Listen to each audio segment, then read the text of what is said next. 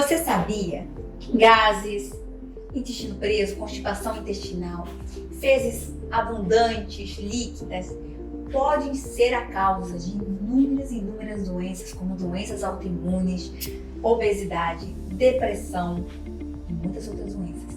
Então, se você quer entender qual é a correlação desses hábitos intestinais com a minha saúde, assiste esse vídeo, que você vai tirar grandes dúvidas. O intestino, o hábito intestinal, a quantidade de gases, a forma das fezes, assiste essa imagem aqui, você vê o primeiro tipo 1 de bistrô, a gente observa que as fezes são bolinhas duras. No tipo 2, as fezes já são bolinhas duras, mas um pouco mais formadas, de umas linguicinhas. O 3, o linguicinho mais lisinho. O 4, bem lisinho, fino. O 5, eles começam a quebrar. O 6 fica pastoso e o 7 fica líquido. Então, o tipo de fezes que você tem, que você está vendo na tela, ela vai determinar a sua saúde. Por quê? O formato das suas fezes está correlacionado com o tipo de micro-organismos que se hospedam no teu intestino, que a gente chama de microbioma intestinal. O microbioma intestinal hoje é considerado um órgão. Isso mesmo, um órgão. Então eu tenho fígado, eu tenho coração, eu tenho microbioma. O microbioma hoje ele é extremamente relevante e vou te explicar a razão. Esses micro-organismos que nós hospedamos no nosso corpo, mais de 10 trilhões de bactérias, nós temos mais de 500 espécies que podem se hospedar em nós. Muitas dessas espécies contribuem para a nossa saúde, mas muitas dessas espécies elas destroem a sua saúde. Pois é, esse órgão metabólico é extremamente importante para a nossa saúde. Primeiro, porque se teu intestino tem os micro-organismos benéficos, o microbioma normal, teu intestino vai preservar uma das grandes funções, que é absorção e proteção. Por que proteção? Lógico, se o teu intestino, observe a figura, for íntegro, você vai absorver todos os nutrientes que você ingeriu de maneira adequada.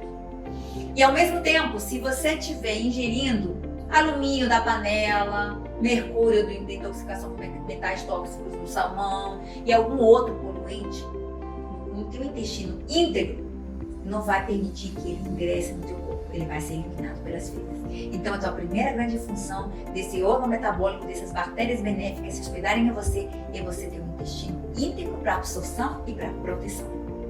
A segunda grande função é manter o órgão linfóide intestinal funcionante. O que seria um órgão linfóide? Um órgão linfóide seria um órgão de defesa.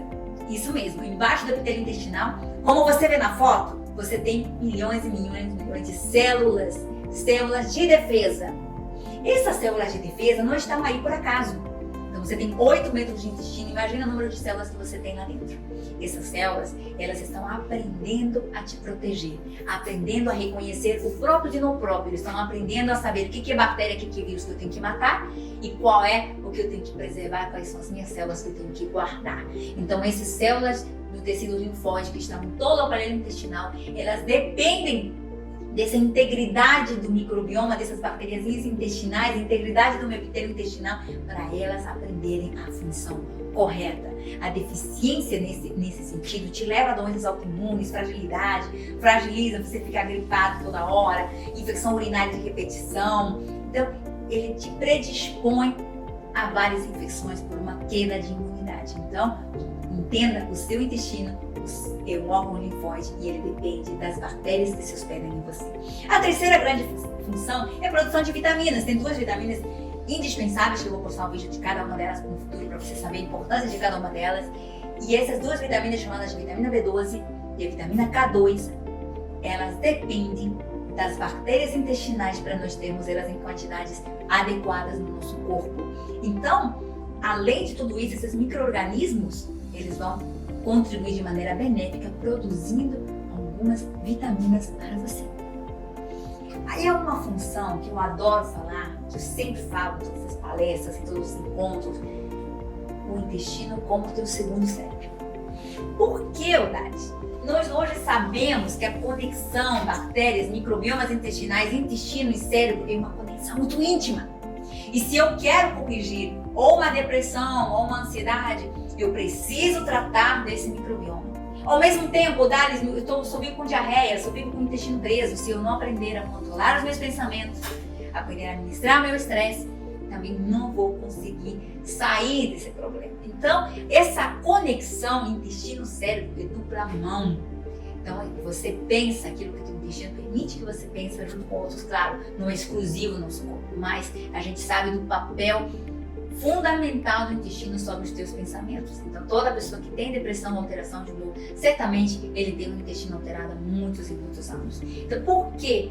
Tanto é por conexão do sistema nervoso simpático para simpático, quanto por substâncias que são precursores de neurotransmissores cerebrais que eles saem do intestino e eles vão para o sistema nervoso central produzir neurotransmissores que você tem uma paz e tranquilidade. Então, esses são alguns dos motivos pelos quais você tem que se preocupar de manter um intestino saudável, porque esse é um órgão metabólico que vai determinar se você vai ser obeso, se você vai ser diabético. Por quê? Porque se meu humor está alterado, o que você faz? Começa a comer compulsivamente, começa a ficar irritado, começa a ficar ansioso, aí libera mais cortisol, entendeu? Aí vira uma cascata até gerar uma saúde. Então, nós precisamos corrigir as bases para ter uma saúde boa. E uma delas é o microbioma intestinal. A gente tem que se preocupar com elas. Então, fique de olho no formato das suas fezes, na quantidade de gases e também no cheiro.